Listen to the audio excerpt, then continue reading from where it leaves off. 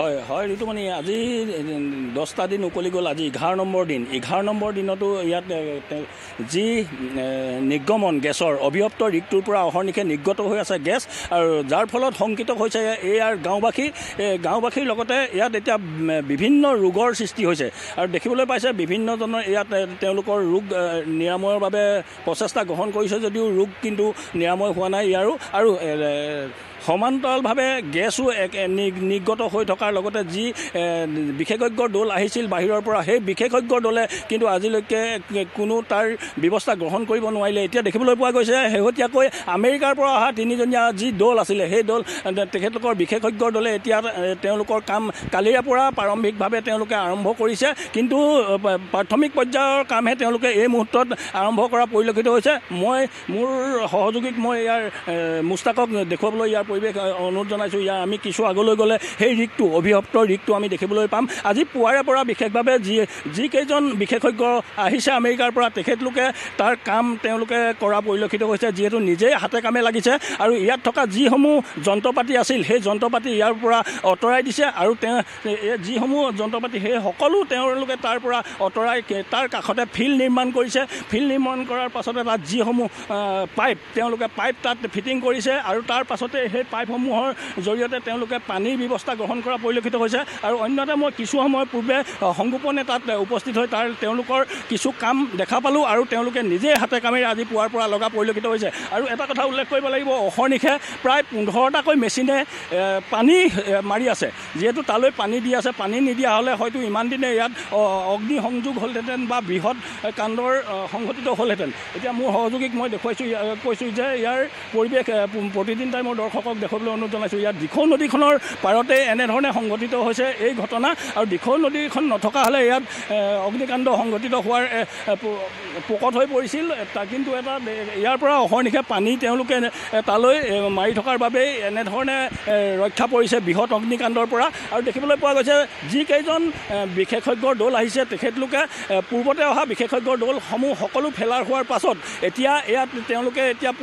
কাম আৰম্ভ কৰিবলৈ মাত্ৰ প্ৰাথমিক পৰ্যায়ৰ কামহে আৰম্ভ কৰিছে বুলি ক'ব লাগিব কিন্তু গেছৰ নিৰ্গমন কোনোপধ্যে এতিয়াও ৰোধ হোৱা নাই কালি তেওঁলোকে বিয়লিৰ ভাগত ৰিকটোৰ ওপৰ ভাগলৈ গৈছিল আৰু ওপৰ ভাগত তেওঁলোকে পৰ্যবেক্ষণ কৰিলে আৰু আজি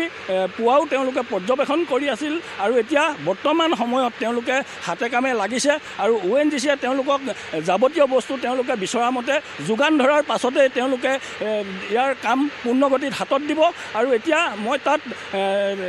যিকেইজন বিশেষজ্ঞ আছিল তেওঁলোকক নিজেই লগ পাই আহিছোঁ তালৈ গৈ আৰু তাত তেওঁলোকে তাত কাম কৰিবলৈ তেওঁলোকে কিছু কথা আলোচনা কৰি থকা আমাৰ পৰিলক্ষিত হৈছিলে আৰু এটা কথা যিহেতু যিজন কুখ্যাত তেলচুৰ সেই তেল সুধিব বিচাৰিছোঁ মনোজ দত্ত আপোনাক স্বত্বাধিকাৰী এই মুহূৰ্তত গৈ উপস্থিত হৈছেগৈ নেকি বা আজি পৰ্যন্ত দেখা পোৱা নাই বুলি যেহেতু অভিযোগ উত্থাপন কৰি আছিল ক্ষুব্ধ ৰাইজে বা স্থানীয় ৰাইজে যেহেতু বিশেষজ্ঞৰ দলো আহিল কিন্তু দেখা পোৱা নাই এই ৰিকটোৰ স্বত্বাধিকাৰীগৰাকীৰ অহাৰ কথা কিবা জানিব পাৰিছে নেকি আপুনি হয় এটা কথা যিসমূহ প্ৰতিবাদকাৰীক তেওঁলোকৰ প্ৰতিনিধি পঠিয়াই আঁঠু লোৱাইছে তামোল পাণৰ শৰাই দি কিন্তু তেওঁ এতিয়াও নতশিৰ হোৱা নাই ৰাইজৰ ওচৰত বা প্ৰতিবাদকাৰীৰ ওচৰত কাৰ অহংকাৰত তেওঁ ইমান অহংকাৰী হৈছে কাৰ স্বাৰ্থত তেওঁ নিজৰ স্বাৰ্থত কাৰ পৰা আশীষ লৈ তেওঁ ইমান বলিয়ান হৈছে সেয়া সময়ে ক'ব কিন্তু এটা কথা উল্লেখ কৰিব লাগিব যিজন কুখ্যাত তেল চোৰৰ পৰা তেওঁ আজি বৃহৎ সাম্ৰাজ্য গঢ়িলে তেওঁ শিৱসাগৰ নগৰত দুটাকৈ দুচকীয়া বাহনৰ যি তেওঁৰ ডিলাৰ আৰু অন্যহাতে কেইবাখনো বাগান আৰু তেওঁৰ ডমিনজ বুলি এখন দোকানো তেওঁ আছে আৰু বিভিন্ন ইয়াত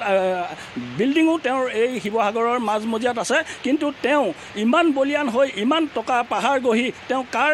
আশীষত ইমান বলিয়ান হৈছে সেয়া সময়হে তাক ক'ব এই মুহূৰ্তত আপোনাক সুধিব বিচাৰিছোঁ মনোজ দত্ত কৃষ্ণ আগৰৱাল যিজন স্বত্বাধিকাৰী তেওঁৰ বিৰুদ্ধে প্ৰশাসনে কিবা ব্যৱস্থা গ্ৰহণ কৰিছে নেকি হয় এতিয়াও এটা কথা ক'ব লাগিব যে এতিয়াও ৩-৪টা সংগঠনৰ লগতে ৰাইজেও তেওঁৰ বিষয়ে তেওঁৰ এগেইনষ্টত এতিয়া যি FIR দাখিল কৰিছিল প্ৰশাসনে এতিয়াও তেওঁক আটক কৰা নাই আৰু সেই প্ৰশাসনৰ কাৰ পৰা প্ৰশাসনেও তেওঁক কাৰ আশীষত প্ৰশাসনেও তেওঁক এতিয়ালৈকে আটক কৰা নাই সেইটো আমি বিশেষভাৱে জানিব পৰা নাই যিহেতু কৃষ্ণ আগৰৱালা এজন তেল চোৰৰ পৰাই আজি বৃহৎ পাহাৰ গঢ়িলে তেওঁ সম্পত্তিৰ পাহাৰ গঢ়ি আজি তেওঁ কাৰ আশীষত ইমান বলিয়ান হৈছে আৰু তেওঁক কিয় আৰক্ষীয়ে আটক কৰিব পৰা নাই তেওঁ জিলা প্ৰশাসন নে বা ONGC নে দিছপুৰৰ আশীৰ্বাদত তেওঁ এতিয়াও নিবিঘ্নে ঘূৰি